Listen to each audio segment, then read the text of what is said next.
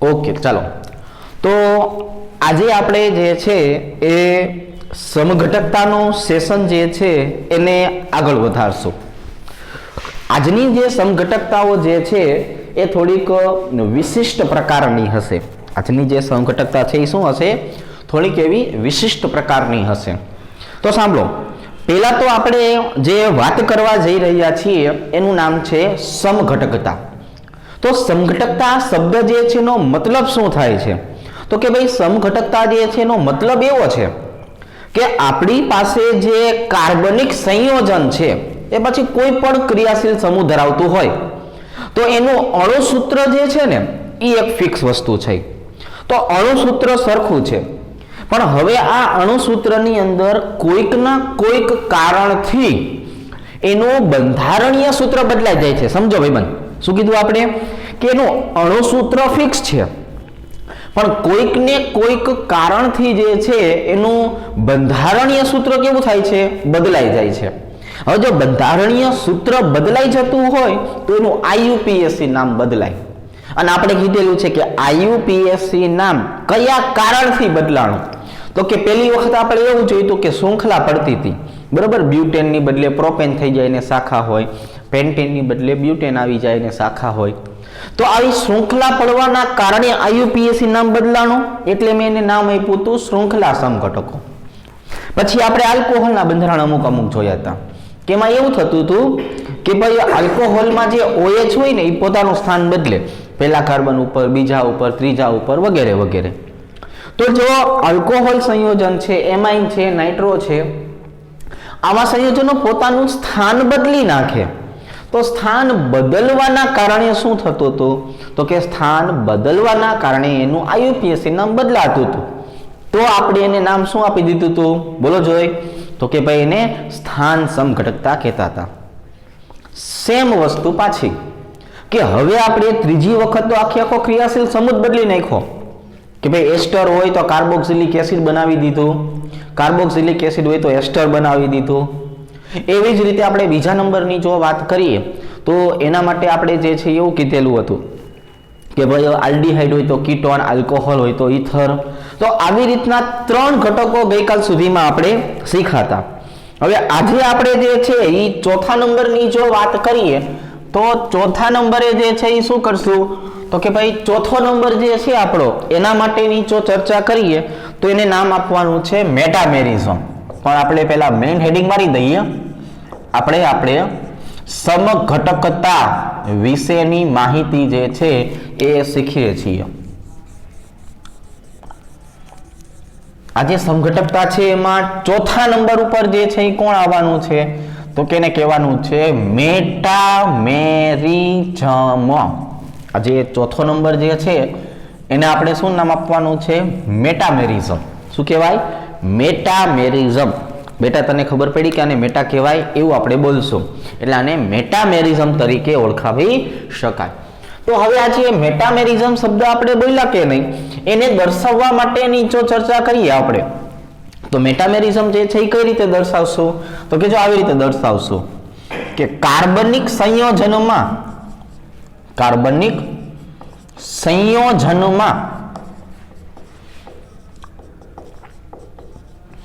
ક્રિયાશીલ સમૂહ જે છે એ સમૂહની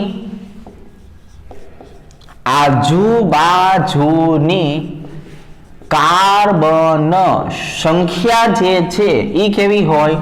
જુદી જુદી. તો આવા સંયોજન જે છે એને શું કહેવામાં આવે છે? એને મેટામેરિઝમ કહેવામાં આવે છે. એને શું કહેવામાં આવે છે? મેટામેરિઝમ કહેવામાં આવે છે. જો ફોર એક્ઝામ્પલ આપણે સમજીએ, આપણી પાસે કોઈ ઝેડ નામનું ક્રિયાશીલ સમૂહ છે. આપણી પાસે શું છે? ઝેડ નામનું ક્રિયાશીલ સમૂહ છે. આ ઝેડની એક બાજુએ કાર્બનની સંખ્યા x છે, આ ઝેડ જે છે એની બીજી બાજુએ કાર્બનની સંખ્યા કેટલી છે? y છે. બરોબર છે. ચાલો A અને B નામ આપીએ.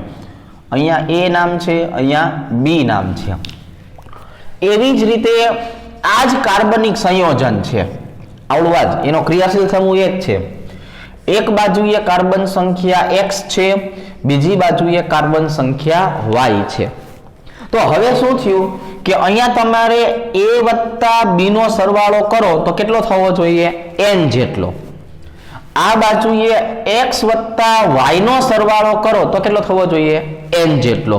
તો એનો મતલબ જે છે એ શું થઈ ગયો કે ભાઈ a અને b અને x અને y સંખ્યા તો એની એ જ છે કે કુલ કાર્બનની સંખ્યા તો n જેટલી જ છે, પણ એ સંખ્યા એવી રીતે બદલાય છે કે જેના કારણે આપણને સમઘટકો જોવા મળે, અને સમઘટકો એટલે એવી રીતે કે બંધારણનું IUPAC નામ કેવું થઈ જાય જુદું।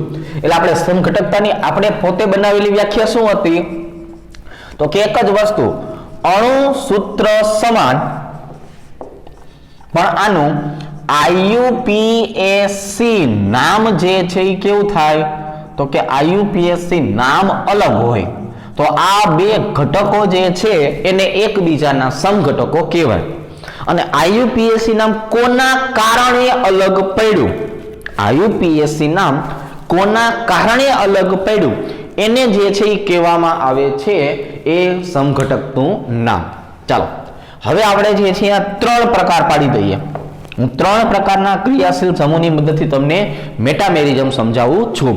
તો એક વખત ફરીથી કહી દઉં કે મેટામેરિઝમ શબ્દ જે છે એનો મતલબ શું થાય છે તો કે મેટામેરિઝમ શબ્દનો મતલબ એવો થાય છે કે ક્રિયાશીલ સમૂહની આજુબાજુના કાર્બનની સંખ્યા જુદી જુદી હોય। આપણે ઈથરથી શરૂઆત કરીએ। શાનાથી શરૂઆત કરીએ? ઈથરથી। સાંભળજો કે ભાઈ અહીંયા આપણે લખી નાખવું છે CH3 CH2O CH2 CH3 એક બંધારણ આવું લખી નાખવું છે CH3 CH2 CH2O CH3। ચલો તો હવે આમાં ક્રિયાશીલ સમૂહ કોણ છે? ઓક્સિજન એટલે કે ઇથર। તો બે બાજુએ ઓક્સિજનને આપણે Z તરીકે જોશું એટલે કે અહીંયા ઓક્સિજન શું કહેવાય ક્રિયાશીલ સમૂહ। આની એક બાજુએ તમે જુઓ કાર્બનની સંખ્યા કેટલી છે 2, આની બાજુએ કાર્બનની સંખ્યા કેટલી છે 2, ટોટલ આની સંખ્યા કેટલી છે 2 વત્તા 2 એટલે 4। આપણે 4 થી મતલબ છે, સરવાળાથી મતલબ નથી, આપણે 4 થી મતલબ છે। હવે અહીંયા જો આ બાજુએ કાર્બનની સંખ્યા છે 3, આ બાજુએ કાર્બનની સંખ્યા છે 1, તો 3 વત્તા 1 બરાબર 4। તો કુલ કાર્બનની સંખ્યા કેવી થઈ ગઈ? એક જ સરખી, પણ બંને બાજુનો સરવાળો જુદો જુદો થયો। એનો મતલબ કેવો થયો કે આનું અણુસૂત્ર તો એક જ સરખું થઈ જશે સ્વાભાવિક રીતે, કેમ કે કાર્બનની સંખ્યા સરખી મળી। હવે જો એનું IUPAC નામ બદલાઈ જશે। આ જે બંધારણ છે એને આપણે ગઈકાલે શીખા ઇથોક્સી ઇથેન તરીકે ઓળખાવાય। શેના તરીકે ઓળખાવાય? Ethoxy ethane. અને આને ઓળખાવવામાં આવે છે મિથોક્સી પ્રોપેન। આને શેના વડે ઓળખાવવામાં આવે છે? આને ઓળખાવવામાં આવે છે મિથોક્સી પ્રોપેન વડે। તો હવે આપણી પાસે જો સંપૂર્ણ માહિતી ભેગી થઈ ગઈ કે ભાઈ ક્રિયાશીલ સમૂહની આજુબાજુ જે છે એ કાર્બનની સંખ્યા જે છે એ કાર્બનની સંખ્યા કેવી છે તો કે જુદી જુદી છે, સરવાળો એક સરખો છે, IUPAC નામ જુદું જુદું થાય છે। તો આપણે આવા બંધારણને દાંત કાઢીને મેટામેરિઝમના બંધારણ કહી શકાય। ચાલો આ ઇથરથી સમજા, હવે કીટોનથી સમજાવું। કોનાથી? કીટોનથી। સમજો CH3 CH2 CH2 C double બંધ O CH2 CH2 CH3। ચલો અહીંયા જે છે એ આપણે આવી રીતના દર્શાવીએ કે આ કાર્બોનિલ જે છે C ડબલ બંધ O ને હું ક્રિયાશીલ સમૂહ કહી દઉં તો એની એક બાજુએ આવી રીતના કાર્બન આવેલા છે। હવે એક બંધારણ આવી રીતે દર્શાવીએ CH3 C ડબલ બંધ O CH2 CH2 CH2 CH2 CH3 આવી રીતના જે છે એ આપણે દર્શાવીએ। કુલ કેટલા થયા? 3 ને 3 6। તો અહીંયા કેટલા થયા? 1 2 3 4 5 અને એક બાજુએ 1। બરોબર છે? તો જોવો જોઈએ આવી રીતના આપણે દર્શાવી શકશું।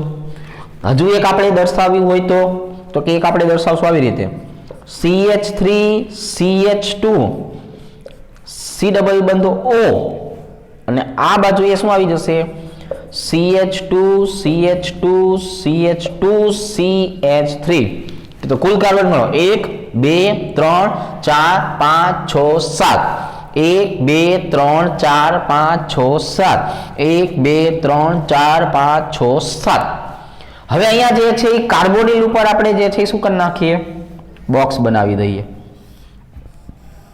કાર્બોનિલ ઉપર શું કરીએ બોક્સ બનાવી દઈએ હવે અહીંયા જો આ બાજુએ કાર્બન ને કાર્બનની સંખ્યા કેટલી છે C3 આ બાજુએ પણ C3 3 ને 3 6 હવે આ બાજુએ જો આ બાજુએ કાર્બનની સંખ્યા કેટલી છે C1 આ બાજુએ કેટલી સંખ્યા છે C5 તો એનો મતલબ 1 + 5 અહીંયા પણ કેટલા થયા 6 અહીંયા પણ 6 આ બાજુએ જો કાર્બનની સંખ્યા કેટલી C2 આ બાજુએ કાર્બનની સંખ્યા કેટલી C4 અહીંયા જો 2 + 4 અહીંયા પણ કેટલા થયા 6 તો મેં 3 બંધારણ દર્શાવ્યા છે ત્રણે 3 બંધારણમાં ક્રિયાશીલ સમૂહની આજુબાજુની કાર્બન સંખ્યા તો સરખી જ છે જો અહીંયા પણ 3 + 3 6 1 + 5 6 અને 2 + 4 પણ 6 તો કાર્બન સંખ્યા એક જ સરખી છે હવે હું IUPAC નામ બનાવું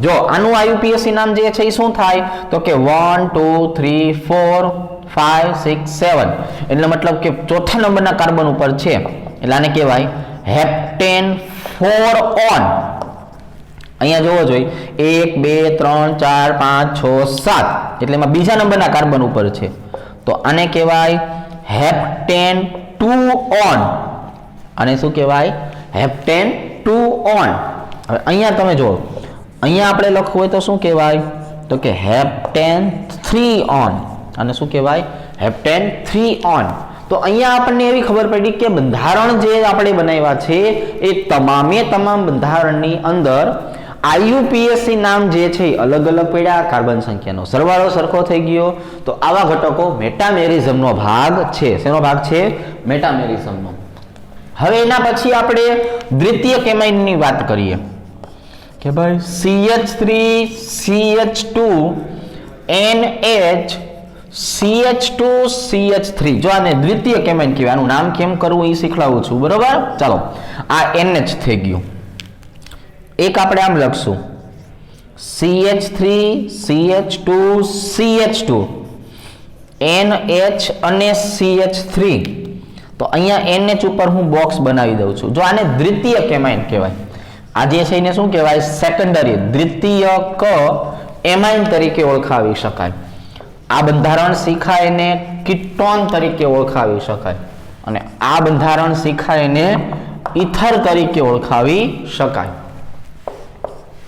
ચાલો તો હવે આપણે એનું નામકરણ આવી રીતે કરશું કે જો દ્વિતીય કેમાઇનનો મતલબ એવો થયો કે NH ની બે બાજુએ કાર્બન સંખ્યા તો હશે જ તે હવે જે બાજુ વધારે કાર્બન સંખ્યા હોય ને એને નંબર આપી દો 1 2 અને 3 જો આને વધારે કહેવાય હવે ઓછા હોય ને એને નાઇટ્રોજન સાથે જોડી દો ઓછા એટલે કેટલા છે 1 તો એને નાઇટ્રોજન સાથે N મિથાઇલ જો આવી રીતે લખવાનું શું લખવાનું N મિથાઇલ જે ઓછી સંખ્યા છે એને નાઇટ્રોજન સાથે જોડવાની છે એટલે N મિથાઇલ એવી રીતે કહેવાય અને વધુ કાર્બન કેટલા છે 3 તો આને કહેવાય પ્રોપેનમ 1 એમાઇન જે આપણે એમાઇન નું નામકરણ શીખાતા ને એવી જ રીતે હવે અહીંયા તમે જો કે NH ની એક બાજુએ કાર્બન સંખ્યા 3 વત્તા એક બાજુએ કાર્બન સંખ્યા 1 ટોટલ કાર્બન કેટલા થયા 4 હવે અહીંયા જો અહીંયા બે બાજુએ એક જ સરખા છે એટલે હું કોઈ પણ એક બાજુએ નંબર આપી દઉં છું 1 અને 2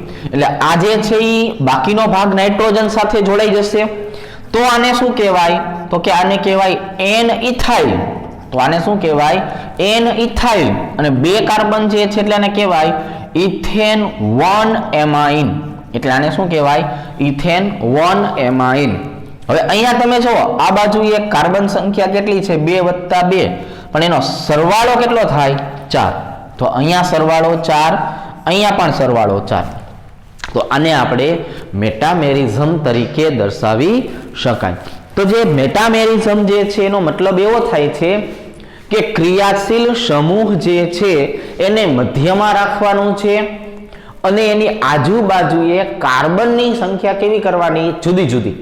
હવે કાર્બનની સંખ્યા જો જુદી જુદી હોય તો આ ઘટકો મેટામેરિઝમ તરીકે ઓળખાય.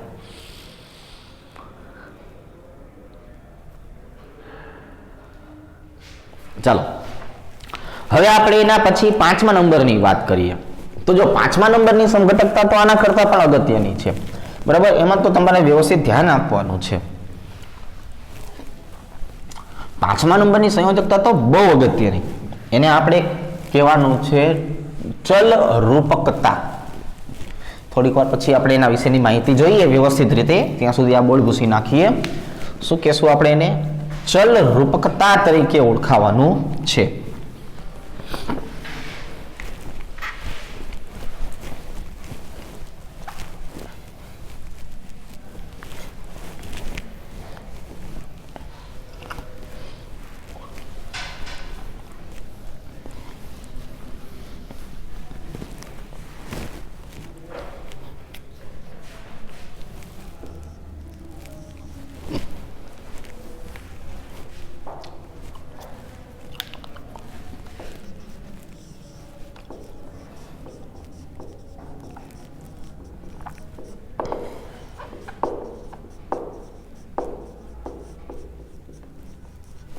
ચાલો, એને અંગ્રેજીમાં ટોટોમેરિઝમ બોલવામાં આવે છે. ગુજરાતીમાં આપણે એને શું કહેશું? ચલ રૂપકતા. અંગ્રેજીમાં કહેવામાં આવે છે ટોટોમેરિઝમ. હવે આજે આપણે બંધારણ લખીએ છીએ ને, આને કહેવામાં આવે છે કીટો ઇનોલ ટોટોમેરિઝમ અથવા આલ્ડો ઇનોલ ટોટોમેરિઝમ. આનો મતલબ થયો આલ્ડીહાઇડ માંથી ઇનોલ ઘટક બનાવશું અને કીટોન માંથી પણ ઇનોલ બનાવશું. પણ એ કોના કારણે? તો કે એ બનાવશું આપણે ચલ રૂપકતાના કારણે. કોના કારણે? ચલ રૂપકતા જે છે એના કારણે આપણે બનાવવાનું થશે. તો હવે આપણે જે ચલ રૂપકતાની વાત કરીએ છીએ તો એ ચલ રૂપકતા જે છે એનો મતલબ શું થયો? તો કે એની અંદર આપણે કોઈ પણ એક ઘટક જે છે એ કોઈ પણ એક ઘટકની જો આપણે વાત કરીએ તો એનું આપણે મૂવમેન્ટ કરશું. શું કરશું? મૂવમેન્ટ. મૂવમેન્ટનો મતલબ શું થયો? તો કે આપણે એની જે છે એ ફેરબદલી કરશું. અને એક ઘટકની ફેરબદલી કરવાના કારણે આખો ક્રિયાશીલ સમૂહ બદલાઈ જશે, આઈયુપીએસી નામ બદલાઈ જશે અને એક પરમાણુના ચલ સ્વભાવના કારણે થયું ને, એટલે એને ચલ રૂપકતા કહેવામાં આવે છે. શું કહેવામાં આવે છે? ચલ રૂપકતા. તો બીજા નંબરની સમઘટકતા, કુલ 5મી અને આજની બીજી, જેનું નામ છે ચલ રૂપકતા ટોટોમેરિઝમ, જેની અંદર આપણે ચર્ચા કરવાની છે કીટોન માંથી ઇનોલ બનાવશું, આલ્ડીહાઇડ માંથી ઇનોલ બનાવશું. પણ આ બધું થાય છે કઈ રીતે એ હવે આપણે શીખીએ. તો અહીંયા પણ સેમ જ નિયમ. શું નિયમ? કે અણુસૂત્ર સમાન. અણુસૂત્ર સમાન પણ એનું આઈયુપીએસી નામ કેવું થાય? અલગ. હવે કોના કારણે અલગ થયું? ચલ સ્વભાવના કારણે. તો એને ચલ રૂપકતા કહેવાય. ચલો ફોર એક્ઝામ્પલ હવે આપણે જે છે એ આ વસ્તુ જે છે એને શીખીએ. તો એના માટે થઈને આપણે આવી રીતે દર્શાવશું કે અહીંયા કાર્બનની સાથે 3 હાઇડ્રોજન જોડાયેલા છે.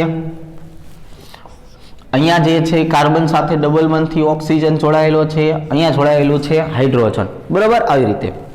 તો અત્યારે આ જે બંધારણ છે ને એને CH3CHO કહેવાય. આ બંધારણને શું કહેવાય? CH3CHO. અને આ બંધારણનું આપણે નામ શીખી ગયા છીએ અને ઇથેન 1 આલ કહેવાય. તો આલનો મતલબ આલ્ડીહાઇડ. તો અત્યારે આ બંધારણ જે છે એ કયા સ્વરૂપે છે? તો કે અત્યારે આ આલ્ડીહાઇડ સ્વરૂપે છે. ચાલો હવે આમાં હું શું કરું છું? તો કે વેરી સિમ્પલ. આ એક હાઇડ્રોજન જે છે એ હાઇડ્રોજનને કોની સાથે જોડી દેવાનો? ઓક્સિજન સાથે. શું કરવાનું? ઓક્સિજન સાથે. અને આ જે ડબલ બંધ જે છે એને ઉપર લઈ જવાના. જો 2 ફેરફાર કરવાના. ખબર પડી? બંધને ઉપર લઈ જવાનું, હાઇડ્રોજનને અહીંયા. જો હું લખું છું તમને સમજણ પડે એમ જ લખીશ કે ભાઈ હાઇડ્રોજન અહીંયા, હાઇડ્રોજન અહીંયા. આ બંધ ઉપર વયો ગયો એટલે અહીંયા કેટલા બંધ થઈ ગયા? દ્વિબંધ. આ હાઇડ્રોજન અહીંયાથી ક્યાં આવી ગયો? આની સાથે, ઓક્સિજન સાથે. આ હાઇડ્રોજન તો હતો જ. હવે હું આને ભેગું કરીને લખું છું, સમજજો. એટલે અહીંયા CH2 થઈ જાય, અહીંયા ડબલ બંધ થઈ જાય, અહીંયા CH અને નીચે આવી જાય OH. તો OH જે છે એની ક્રિયાશીલતા વધારે એટલે આને 1 નંબર અપાય, આને 2 નંબર અપાય. હવે નામ શું લખાય? તો કે હવે લખાય ethane 1 in 1 all. Ethane 1 in 1 all. હવે આ બેને હું ભેગા કરી નાખું તો એને શું કહેવાય? 1 ઇનોલ કહેવાય ને. તો એટલા માટે કીધું કે આલ્ડીહાઇડ માંથી તમે શું બનાવવાના છો? ઇનોલ. આલ્ડીહાઇડ માંથી શું બનાવવાના છો? ઇનોલ બનાવવાના છો. એટલે આલ્ડીહાઇડ માંથી ઇનોલ એટલે કે ડબલ બંધ અને આલ્કોહોલ બે બનવાની પ્રક્રિયા છે, જેમાં એક હાઇડ્રોજનના ચલ સ્વભાવના કારણે થયું, એટલે આને ચલ રૂપકતા કહેવામાં આવે છે. શું કહેવામાં આવે છે? ચલ રૂપકતા. હવે સમજો, હું આટલી વસ્તુ તમને એક વખત ફરતી સમજાવું છું કે ભાઈ કઈ રીતનું બંધારણ તમને જે છે એ મળે છે. બરાબર, થોડુંક તમે ધ્યાન રાખજો. નામકરણ નથી પૂછતું, એ તો ખબર જ હોય. હાલો, તો અહીંયા કોણ આવી જશે? Hydrogen, hydrogen, hydrogen. અહીંયા આવી જશે C ડબલ બંધ O અને હાઇડ્રોજન. એટલે આ બંધારણને કહેવાય શું? તો કે આ બંધારણને કહેવાય આવું CH3CHO એટલે ઇથેન 1 આલ્ડીહાઇડ. શું કરવાનું કીધું હતું? આ હાઇડ્રોજન જે છે એને ક્યાં મૂકી દેવાનું? ઓક્સિજનની પાસે. અને ડબલ બંધને ક્યાં લઈ જવાના? ઉપર. હવે શું ફેરફાર થયો? હાઇડ્રોજન, કાર્બન, હાઇડ્રોજન, આ બે વચ્ચે શું થઈ ગયું? ડબલ બંધ. અહીંયા શું આવી ગયું? ઓક્સિજન. અને અહીંયા આવી ગયું હાઇડ્રોજન. હવે આને કેમ લખાય? તો કે આને કહેવાય CH2 ડબલ બોન્ડ CH અને નીચે કોણ આવી જાય? OH. તો આ બંધારણો જે છે એને આલ્ડીહાઇડ અને કીટોન માંથી થતું રૂપાંતરણ કહેવામાં આવે છે. હવે આવું નવું આપણે કીટોનમાં જોઈએ કે ભાઈ અહીંયા આવી જાય છે CH3, અહીંયા આવી જાય છે C ડબલ બંધ O અને અહીંયા આવી જાય છે CH3. હવે આ બંધારણની જો આપણે વાત કરીએ તો આને ગમે એમ લખી શકો તમે, જો આવી રીતે કે ભાઈ CH3 C ડબલ બંધ O CH3. તો અહીંયા જે છે એ હવે આપણે જોવા જઈએ તો અહીંયા હું શું લખી નાખું છું? તો કે પ્રોપેન ટુ ઓન. જો ઓન શબ્દ વાપરું છું એટલે આ કોણ થઈ ગયો? કીટોન. આ ઓન નો મતલબ શું થઈ ગયો? આ કોણ થઈ ગયો? કીટોન. રેડી? હવે તમે કોઈ પણ એકને લઈ શકો, કોઈ પણ એક હાઇડ્રોજન જે છે એને ઓક્સિજન સાથે જોડી દો, ડબલ બંધને ઉપર જવા દો. તમને એમ થાય કે આ બાજુ નથી કરવું, આ બાજુ પ્રોસેસ કરવી છે, કોઈ વાંધો નથી. તમે કોઈ પણ બાજુએ જે છે ગમે તે ઘટક જે છે ને લખી શકો છો અને દર્શાવી શકો છો. તો અહીંયા શું થઈ ગયું? તો કે અહીંયા થઈ ગયું આવી રીતે કે ભાઈ અહીંયા આવી જશે આમ, આ હાઇડ્રોજન અહીંયા ડબલ બંધ ઉપર, ડબલ બંધ કાર્બન, નીચે શું આવી જાય? OH. અને આ બાજુએ શું આવી જશે? હતું એવું ને એવું. બરાબર, આવી રીતે આમ. તો હવે આ જે બંધારણ છે એને કઈ રીતે દર્શાવાય? CH2 double bond C OH અને અહીંયા આવી જાય છે CH3. તો હવે આ જે બંધારણ જે છે એને કહેવામાં આવે છે, જો અહીંથી નંબર આપવો પડશે ને, 1 2 અને 3, એટલે આને કહેવાય પ્રોપેન. એમાં પહેલા કાર્બન ઉપર ઇન અને બીજા ઉપર શું આવશે? ઓલ. અને આ બે ભેગા થાય એટલે શું બનતું હોય? ઇનોલ. તો આલ્ડીહાઇડ અને કીટોન જે છે એમાંથી શું બનવાની પ્રક્રિયા થઈ? ઇનોલ બનવાની પ્રક્રિયા. આ બંનેમાંથી શું બનવાની પ્રક્રિયા થઈ? ઇનોલ બનવાની પ્રક્રિયા. તો જે ઇનોલ બનવાની પ્રક્રિયા જે છે એની જો આપણે વાત કરીએ તો એને કહેવાનું છે કીટો ઇનોલ ચલ રૂપકતા. એને કહેવાનું છે કીટો ઇનોલ ટોટોમેરિઝમ. તો આજની આ આપણી 5મા નંબરની જે છે એ ચલ રૂપકતા આપણે અહીંયા હવે પૂરી કરીએ છીએ. ખ્યાલ આવી જશે? સમજાઈ જશે? ચાલો, તો હવે આપણે સમઘટકતા પછીનો ટોપિક જે છે એના તરફ આગળ વધીએ. તો અહીંયા આપણે નવા નવા શબ્દ શીખવાના છે. આ ચેપ્ટરની અંદર આપણે કાર્બનિક જે છે એની અંદર આવતા શું કરશું તો કે નવા નવા જે છે એ શબ્દો જે છે એ શબ્દો શીખવાના છે. એટલે હવે આપણે અસર શીખશું. હવે આપણે શું શીખશું? અસર.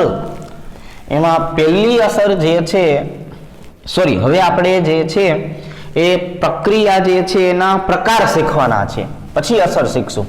પહેલા આપણે શીખશું પ્રક્રિયાના પ્રકાર. તો કાર્બનિક રસાયણ વિજ્ઞાન જે છે એમાં તમારે 4 પ્રકારની પ્રક્રિયા શીખવામાં આવશે. કેટલા પ્રકારની પ્રક્રિયા શીખવામાં આવશે? 4 પ્રકારની. જો હું તમને સમજાવું કે ભાઈ હવે આપણે જે છે એ આની જો ચર્ચા કરીએ તો આને ધીરે ધીરે સમજાવશું કે ભાઈ કાર્બનિક રસાયણ શાસ્ત્રની પ્રક્રિયા, કાર્બનિક રસાયણ શાસ્ત્ર જે છે એની પ્રક્રિયાની જો આપણે વાત કરીએ તો તમારે ટોટલ 4 પ્રકારની પ્રક્રિયા શીખવાની છે. એટલે આપણે એનું વર્ગીકરણ કરીએ. બરોબર છે? ચાલો, હવે એમાં પહેલી પ્રક્રિયા જે છે એને કહેવામાં આવે છે વિસ્થાપન પ્રક્રિયા.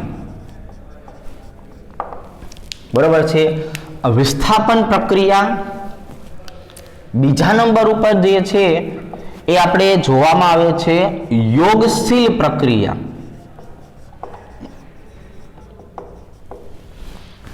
ત્રીજા નંબરે તમારે જોવાની છે વિલોપન પ્રક્રિયા.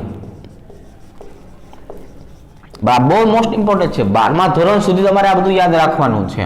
બરોબર છે? અને ચોથી શીખવાની છે પુનર્વિન્યાસ પ્રક્રિયા. તો જો આ 4 પ્રક્રિયા થઈ. કેટલી પ્રક્રિયા થઈ? 4 પ્રક્રિયા થઈ કે જેની આપણે માહિતી મેળવવાની છે. કઈ કઈ થઈ? વિસ્થાપન, યોગશીલ, વિલોપન અને પુનર્વિન્યાસ પ્રક્રિયા. તો હવે જો આ જે 4 પ્રકારની પ્રક્રિયાઓ જે છે એની જો આપણે વાત કરીએ કે ભાઈ વિસ્થાપન કોને કહેવાય, પછી આપણે યોગશીલ કોને કહેવાય, વિલોપન કોને કહેવાય અને પુનર્વિન્યાસ કોને કહેવાય, એને સ્ટેપ બાય સ્ટેપ શીખીએ. તો આપણે પહેલી અત્યારે જે છે એ પ્રક્રિયા જે શીખવી છે એને નામ આપી દઈએ છીએ વિસ્થાપન પ્રક્રિયા. વિસ્થાપન પ્રક્રિયા જે છે આપણે નામ તો આપી દીધું, પણ એનો મતલબ શું થાય? વિસ્થાપન શબ્દનો અર્થ શું થાય? તો આનો અર્થ થાય અદલા બદલી. આનો અર્થ શું થાય? અદલા બદલી ની પ્રક્રિયા. હવે અદલા બદલીની પ્રક્રિયા જે છે એ દરમિયાન સંકરણ બદલાતું નથી. આપણે કાર્બનિક સંયોજનમાં સંકરણ થતા હોય ને sp3 sp2 sp, તો આ સંકરણ જે છે આમાં બદલાતા નથી, તો અચળ રહે છે. એટલે હવે આપણે વિસ્થાપન પ્રક્રિયાની વાત કરીએ, આપણે અદલા બદલીની પ્રક્રિયાની વાત કરીએ તો આની અંદર સંકરણ બદલાતું નથી. તો પ્રક્રિયા થાય છે કઈ રીતે એ જો સમજીએ તો એ સમજાવવા માટે થઈને આપણે જુદા જુદા 2 પ્રકારના ઉદાહરણ લેશું. ચાલો, આની પ્રક્રિયા કરીએ છીએ HNU. HNU નો મતલબ થાય સૂર્યપ્રકાશ જે છે એની હાજરીમાં થતી પ્રક્રિયા. એમાંથી આવતા પારજાંબલી કિરણો જે છે એની હાજરીમાં થતી પ્રક્રિયામાંથી ઉર્જા મળતી હોય એવા. તો જો CH3 છે એટલે આને ઇથેન કહેવાય. એની પ્રક્રિયા ક્લોરીન સાથે કરો એટલે એને ડાયક્લોરીન કહેવાય. શું કહેવાય? ડાયક્લોરીન. તો અહીંયા જે છે એ કાર્બનનું સંકરણ કયું છે? sp3. અહીંયાનું કાર્બનનું સંકરણ પણ કયું છે? sp3. હવે આપણે જે છે એ આ જો ઇથેન સંયોજનની વાત કરીએ, તમે એની પ્રક્રિયા ક્લોરીન સાથે કરો તો શું થશે? તો કે એક ક્લોરીન એક હાઇડ્રોજન સાથે જોડાશે એટલે છૂટું શું પડ્યું? HCl. હવે સાંભળજો, આ હાઇડ્રોજનની બદલે આ ક્લોરીન જોડાવા આવશે. કોણ જોડાવા આવશે? ક્લોરીન જોડાવા આવશે. એટલે હાઇડ્રોજન અને ક્લોરીનની શું થઈ? અદલા બદલી થઈ. હાઇડ્રોજન અને ક્લોરીનની શું થઈ? અદલા બદલી થઈ. એટલે અહીંયા તમે જો હાઇડ્રોજન હાઇડ્રોજન હાઇડ્રોજન, અહીંયા પણ આવશે હાઇડ્રોજન હાઇડ્રોજન, પણ અહીંયા જે છે એ હાઇડ્રોજનની બદલે કોણ આવી ગયું? ક્લોરીન આવી ગયું. તો અહીંયા આપણે હાઇડ્રોજન અને ક્લોરીન શું કરી? અદલા બદલી કરી. પહેલા નંબરના કાર્બન ઉપર કોણ આવ્યું? ક્લોરીન. એટલે આને કહેવાય 1 ક્લોરોઇથેન. આને શું કહેવાય? 1 ક્લોરોઇથેન. પણ આમાં તમે જોઈ શકો છો કે આ કાર્બન જે છે એ કાર્બનની સંયોજકતા 4 ની 4 જ છે. આ એક કાર્બન 4 સિગ્મા બંધ બનાવે તો 4 સિગ્મા બંધનો મતલબ એનું સંકરણ કયું થયું? sp3. તો અહીંયા જે છે એ સંકરણ હતું કયું? તો કે અહીંયા સંકરણ હતું sp3. પ્રક્રિયા થયા પછી નિપજ બન્યા પછી પણ સંકરણ કયું થયું? sp3. તો આનો મતલબ એવો થાય છે કે અહીંયા સંકરણ બદલાતું નથી, અહીંયા સંકરણમાં ફેરફાર થતો નથી. તો હવે આપણી પાસે જે છે એ જોવો જે શું આવી ગયું છે? તો કે હવે આપણે પાસે જે છે અહીંયા સરસ મજાના બે બંધારણ આવી ગયા છે કે ભાઈ એક ઇથેન છે, એમાં હાઇડ્રોજન અને ક્લોરીનનું વિસ્થાપન કર્યું આપણે, એટલે આપણને આવી 1 ક્લોરોઇથેન પ્રકારની નિપજ જે છે એ નિપજ મળી ગઈ. હવે આપણે બીજું એક બંધારણ જોઈએ. ચાલો આવી રીતે કે હાઇડ્રોજન હાઇડ્રોજન હાઇડ્રોજન, અહીંયા આવી જશે હાઇડ્રોજન હાઇડ્રોજન અને અહીંયા આવી જશે ક્લોરીન. સામે નિપજ મળી ને, એ જ નિપજ છે. જુઓ તમે અહીંયા શું બન્યું? 1 ક્લોરોઇથેન. તો હવે હું અહીંયા પાછું શું લઉં છું? 1 ક્લોરોઇથેન. બરોબર. હવે આપણે આ જે 1 ક્લોરોઇથેન જે છે એની પ્રક્રિયા જે છે એ એવા ઘટક સાથે કરાવરાવી છે. ચાલો એની પ્રક્રિયા આપણે કરીએ છીએ સોડિયમ હાઇડ્રોક્સાઇડ સાથે. બરોબર. ચાલો આ ભાઈબંધનું નામ શું છે? Sodium hydroxide. હજો સોડિયમ હાઇડ્રોક્સાઇડ સાથે તમે પ્રક્રિયા કરો એટલે હવે શું થશે? આ ક્લોરીન સોડિયમ સાથે જોડાઈ જશે એટલે એનાથી શું બની જાય? NaCl. અને ક્લોરીનનું વિસ્થાપન કોના વડે થશે? OH વડે થશે. ક્લોરીનનું વિસ્થાપન કોના વડે થશે? OH વડે થશે. એટલે હવે અહીંયા જો આપણને આવું મળશે હાઇડ્રોજન હાઇડ્રોજન હાઇડ્રોજન, અહીંયા આવી જશે હાઇડ્રોજન હાઇડ્રોજન, પણ હવે અહીંયા કોણ આવી જશે? OH. અહીંયા કોણ આવી જશે? OH. તો એનો મતલબ એવો થયો કે આને કહેવામાં આવે છે ઇથેન 1 ઓલ. આને શું કહેવામાં આવે છે? Ethane 1 all. આ ઇથેન 1 ઓલ જે છે એનો મતલબ થયો આલ્કોહોલ. તો અહીંયા જો અહીંયા જે છે એ કાર્બનનું સંકરણ કયું હતું? તો કે sp3. અહીંયા જે કાર્બન છે એનું પણ સંકરણ કયું છે? sp3. તો સંપૂર્ણ પ્રક્રિયામાં આપણે એવું જોયું કે પ્રક્રિયા જે છે એ પ્રક્રિયા તમે કરો છો તો પ્રક્રિયા દરમિયાન તમે અદલા બદલી કરી. પહેલી વખત હાઇડ્રોજન અને ક્લોરીનની અદલા બદલી કરી, બીજી વખત ક્લોરીન અને OH ની અદલા બદલી કરી. તો અદલા બદલીની પ્રક્રિયા ચાલુ જ રહે છે, પણ નિપજની સાથે સાથે એનું સંકરણ બદલાતું નથી. આ એટલા માટે કહું છું કે હવે પછી જે આપણે પ્રક્રિયાઓ શીખતા હોઈએ છીએ ને એમાં સંકરણ બદલાતા હોય છે, પણ આમાં બદલાણું નથી. એટલા માટે આપણે આના ઉપર થોડુંક વધારે ને વધારે ધ્યાન આપીએ છીએ. બરાબર. ઓકે. તો હવે આપણને જે છે આની અંદર એવી ખબર પડી ગઈ કે વિસ્થાપન શબ્દ જે છે એનો અર્થ શું થાય? અદલા બદલી. તો હવે બીજા નંબરની પ્રક્રિયા જે છે એ શીખીએ, જેનું નામ છે યોગશીલ પ્રક્રિયા. જેનું નામ શું છે? યોગશીલ પ્રક્રિયા. અને એ આપણે બોર્ડ નંબર 4 ઉપર શીખીએ.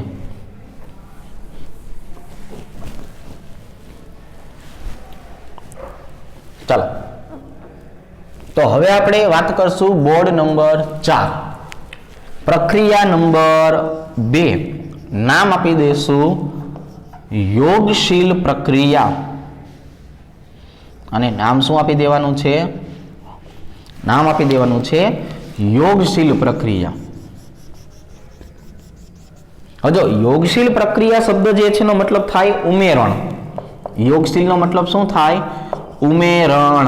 મતલબ તમે કંઈક ઉમેરવું છે, ઉમેરવું, અથવા કંઈક થાય વધારવું. તો એનો મતલબ સંકરણ પણ શું થાય? વધે. અહીંયા સંકરણ જે છે એ પણ કેવું થાય? વધે છે. હવે આપણે જોઈએ કે યોગશીલનો મતલબ શું થાય? અને ઉમેરવું મતલબ શું થાય, વધારવું મતલબ શું થાય અને સંકરણમાં વધારો કઈ રીતે થાય એની પણ સમજૂતી મેળવીએ. ફોર એક્ઝામ્પલ આપણે જે છે એ અહીંથી શરૂઆત કરીએ કે ભાઈ સી ટ્રિપલ બોન્ડ CH, અહીંયાથી આપણે બંધારણ લઈએ છીએ એનું નામ છે ઇથેન વત્તા આઈન, એટલે ઇથેન વત્તા 1 આઈન. ભેગું લખવું હોય તો આને ઇથાઇન પણ કહેવાય. શું કહેવાય? ઇથાઇન. હવે ઇથાઇનમાં આપણને ખબર છે કે કાર્બન જે છે એ કાર્બન sp સંકરણ ધરાવે. જો ઇથાઇનમાં આપણને શું ખબર છે કે ઇથાઇનની અંદર જો ચર્ચા કરીએ તો કાર્બન sp સંકરણ ધરાવે છે. એમાં આ બે કોણ છે પાઈ બંધ, એક કોણ છે સિગ્મા બંધ. એટલે અહીંયા આપણે આવું શીખીએ છીએ કે એક પાઈ બંધ જે છે એનું બે સિગ્મા બંધમાં રૂપાંતરણ થાય. અહીંયા આપણે જે શીખશું એમાં શું થશે, એક પાઈ બંધનું બે સિગ્મા બંધ જે છે એમાં રૂપાંતરણ થાય. એટલે હવે આપણે આની પ્રક્રિયા હાઇડ્રોજન સાથે કરાવીએ. બરોબર છે? આને રિડક્શન કરતા બોલાય. શું બોલાય? રિડક્શન કરતા પદાર્થની હાજરીમાં. એટલે શું થશે કે એટલે એક પાઈ બંધ જે છે ને એ તૂટશે અહીંથી અને એકની સાથે હાઇડ્રોજન જોડાશે, બીજાની સાથે પણ હાઇડ્રોજન જોડાશે. એટલે જો બન્યું આવું, સાંભળજો ભાઈબંધ, હાઇડ્રોજન કાર્બન ડબલ બંધ કાર્બન હાઇડ્રોજન. એટલે અહીંયા જે તમે બંધ તોડ્યો કે નહીં, એટલે એના કારણે શું થયું કે આ બંધ તૂટવાથી બે સંયોજકતા ખાલી પડી અને બંને સંયોજકતાની સાથે કોણ જોડાઈ ગયું? હાઇડ્રોજન. આવી રીતે એટલે એક પાઈ બંધને તોડ્યો, બે સિગ્મા બંધને બનાવ્યા. એટલે બંધારણ કોણ હતું? Ethyne sp સંકરણનું. હવે અહીંયા જે છે એ બંધારણ કોનું બની ગયું? તો કે બંધારણ બની ગયું ઇથિનનું. અહીંયા બંધારણ જે છે એ કોનું બની ગયું? તો કે અહીંયા બંધારણ બની ગયું ઇથિનનું. હવે ઇથિનમાં આપણને ખબર છે કે કાર્બન જે છે એનું સંકરણ જે છે એ કયું થાય? તો કે એમાં sp2 સંકરણ થાય. એટલે જોવો જોઈએ sp માંથી શું થયું? sp2. એટલે સંકરણ જે છે એમાં શું થયો? તો કે અહીંયા તમે જોઈ શકો છો સંકરણ જે છે એમાં વધારો જે છે એ વધારો થયેલો જોવા મળે.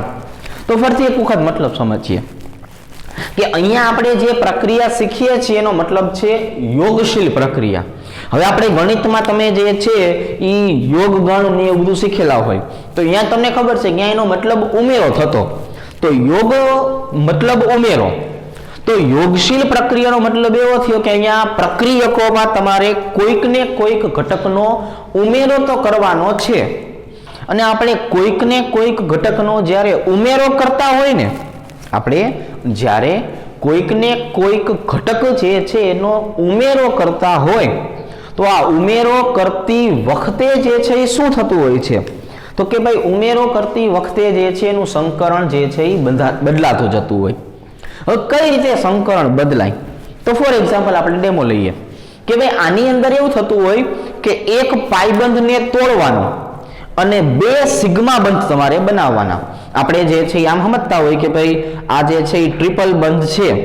હવે આ ટ્રિપલ બંધ છે એમાંથી એક બંને હું તોડી નાખું, આમ કટકા કરી નાખું, બરોબર છે? આ રૂપિયો છે એના બે આઠાના કરી નાખું તો બીજા બે આઠાના લઈને આવે છે. જો હાઇડ્રોજન અને હાઇડ્રોજન વચ્ચે પણ એક બંધ તો છે જ. તો આ બંધને પણ આપણે શું કરશું? અહીંથી તોડી નાખશું. કે જેવો આપણે આ બંધને અહીંથી તોડ્યો કે નહીં એટલે પાછા એના બે કટકા થયા, એક આની સાથે એક આની સાથે. તો મતલબ એક પાઈબંધ જે છે એ પાઈબંધ શું થાય? તૂટે. હવે એક પાઈબંધ તૂટે ને એમાંથી શું થાય? બે સિગ્મા બંધ બને. તો એટલે મેં તમને જો અહીંયા ઇથાઇનમાંથી ઇથિન બનાવતા શીખવાડ્યું. આ સેમ પ્રોસેસ તમારે જે છે એ શીખવાની. હું તમને એક ઉદાહરણ આપું અને 2 મિનિટનો ટાઈમ આપું. જો કે તમે આમાં શું કરો છો. હવે જો અહીંયા જે છે એ મેં કર્યું તો ટ્રિપલ બંધમાંથી ડબલ બંધ બનાવ્યા.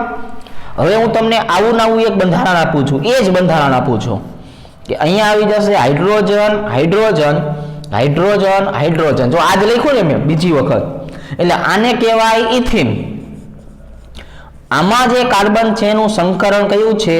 sp2.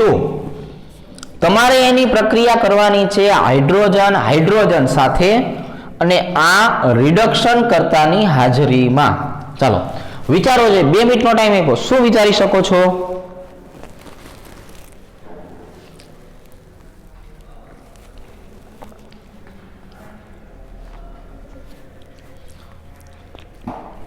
વ્યવસ્થિત વિચારવાનું છે.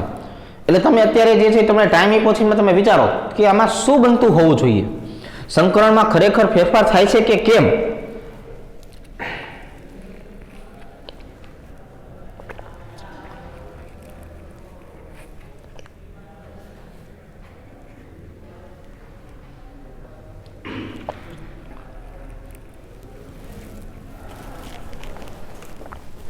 ચાલો, તો હવે તમારે જે છે અહીંયા શું વિચારવાનું હતું કે તમારે આવું કરવાનું હતું કે આ ડબલ બંધમાંથી હજુ એક બંધને તોડી નાખવાનો.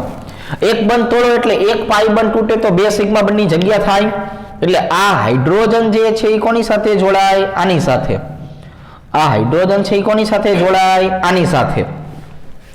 એટલે હવે જો આવું થયું કાર્બન કાર્બન, બે હાઇડ્રોજન તો એકબીજા સાથે જોડાયેલા હતા જ. હવે આપણે જે છે એ શું કર્યું તો કે જેવા બે નવા હાઇડ્રોજન આવ્યા ને એ નવા હાઇડ્રોજન આની સાથે જોડાણા. એટલે ઇથિન હતું એમાંથી બે કાર્બન વાળો હવે શું બની ગયો? ઇથેન. અને હવે દરેક કાર્બનની સંયોજકતા 4 છે. એટલે આની અંદર શું જોવા મળે છે? આની અંદર જોવા મળે છે sp3 સંકરણ. આની અંદર આપણે શું જોવા મળે છે? sp3 સંકરણ જોવા મળે છે. તો અહીંયા તમે શીખા કે અહીંયા આપણે રૂપાંતરણ જે છે એ શું કર્યું તો કે જો રૂપાંતરણ આવું કર્યું. ઇથાઇન ઘટક જે હતો કે જેની અંદર ટ્રિપલ બંધ જોવા મળતા હતા કાર્બન કાર્બન વચ્ચે અને sp સંકરણ જોવા મળતું હતું, એનું રૂપાંતરણ જે છે એ શેમાં કર્યું? આપણે ઇથિન સંયોજનમાં કર્યું. ઇથિનનો મતલબ બે ઘટકો વચ્ચે કેટલા થઈ જાય? દ્વિબંધ. અને એના કારણે એનું સંકરણ કયું થાય? એના કારણે એનું સંકરણ થાય sp2. હવે આપણે એમાંથી જે છે ફરીથી શું કર્યું તો કે ફરીથી એમાંથી આપણે ઇથેન બનાવ્યો. એટલે કાર્બન કાર્બન વચ્ચે શું થઈ ગયું? સિંગલ બંધ. હવે જો કાર્બન કાર્બન વચ્ચે સિંગલ બંધ બનતા હોય તો આપણે આને જે છે એ શેના તરીકે ઓળખાવીએ છીએ તો કે આને ઓળખાવીએ છીએ sp3 સંકરણ તરીકે. શેના તરીકે ઓળખાવીએ છીએ? sp3 સંકરણ તરીકે. તો હવે આપણને ખબર પડી ગઈ કે અહીંયા સંકરણ જે છે એ sp માંથી sp2 થાય અને sp2 માંથી શું થાય? sp3. એટલે અહીંયા સંકરણમાં શું થાય? સતત અને સતત વધારો. અને આ બધું માત્ર કોના કારણે થાય કે એક પાઈ બંધને તોડવાનો, બે સિગ્મા બંધનો ઉમેરો કરવાનો છે. બરાબર? ચાલો, તો આજના દિવસની અંદર આપણે જે છે એ શું કામ કર્યું તો કે આજના દિવસની અંદર આપણે જે બે સમઘટકતાના ઉદાહરણ બાકી હતા એ સમઘટકતાના ઉદાહરણને પૂરા કર્યા અને સાથે સાથે જે છે એ પ્રક્રિયાઓના બે પ્રકાર શીખ્યા.